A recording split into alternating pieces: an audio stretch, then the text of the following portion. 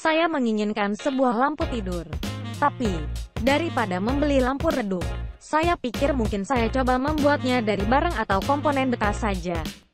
Untuk sumber dayanya akan saya ambil dari charger HP 5 volt.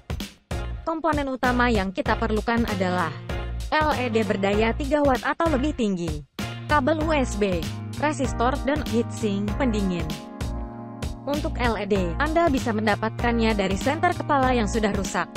Senter kepala yang rusak biasanya adalah bagian baterainya sudah soak, sedangkan LED-nya masih berfungsi. Atau, kita bisa membeli LED 3 watt atau 5 watt di toko elektronik dengan harga sekitar Rp10.000. Untuk kabel USB, saya menggunakan kabel charger yang sudah rusak.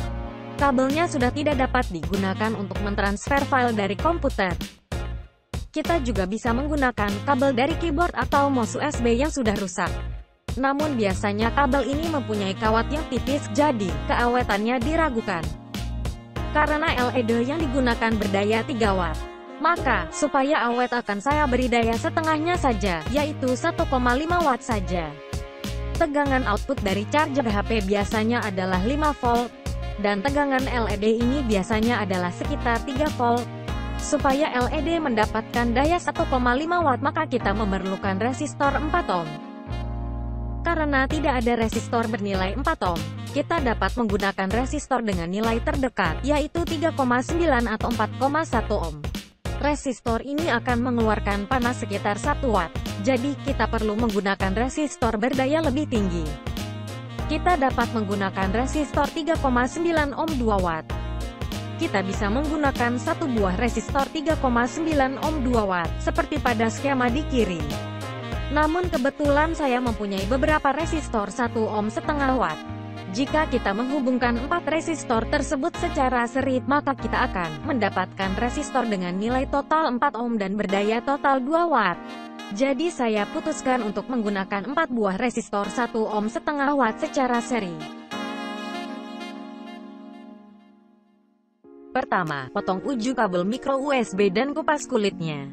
Kemudian, potong juga kabel data plus warna putih, dan kabel data minus warna hijau, karena kita tidak memerlukannya. Perhatikan kaki-kaki pada LED. Di sana terdapat tanda positif atau kaki anoda, dan negatif atau kaki katoda. Nanti, kabel merah atau 5 volt akan kita hubungkan ke kaki positif LED. Tentu saja nanti akan melalui resistor. Dan kabel hitam atau 0 volt akan kita hubungkan ke kaki negatif. Jangan sampai terbalik. Selanjutnya, siapkan resistor untuk disolder ke kabel USB. Karena saya menggunakan 4 buah resistor 1 ohm setengah watt, maka saya konfigurasi resistornya seperti berikut. Solder resistor ke kabel USB. Nanti kita beri isolator dari isolasi atau heatsink. Pastikan agar nanti koneksi terhubung dengan benar. Merah ke anoda, dan hitam ke katoda. Saya juga menambahkan ring plastik pada skrup untuk mencegah terjadinya short antara anoda dan katoda. Saya khawatir part positif atau anoda dan part negatif atau katoda terkena kepala skrup dan terhubung singkat melalui heatsink pendingin. Isolasi masing-masing jalur, positif maupun negatif, sebelum menyolder resistor ke LED.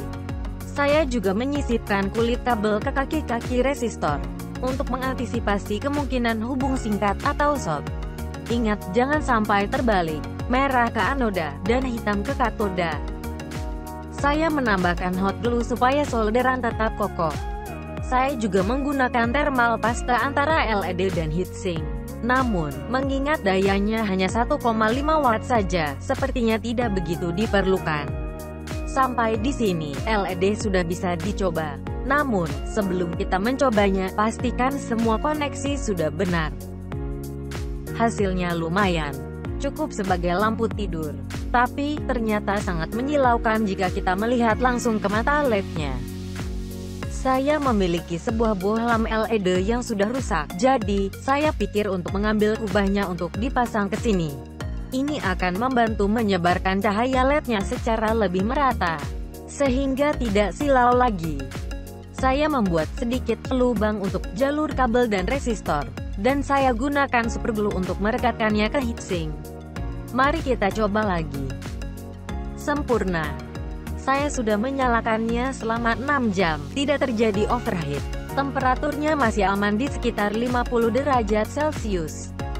Jika kita gunakan power bank 10.000 mAh, mungkin LED ini bisa menyala sekitar 10 jam. Lumayan berguna jika terjadi mati listrik.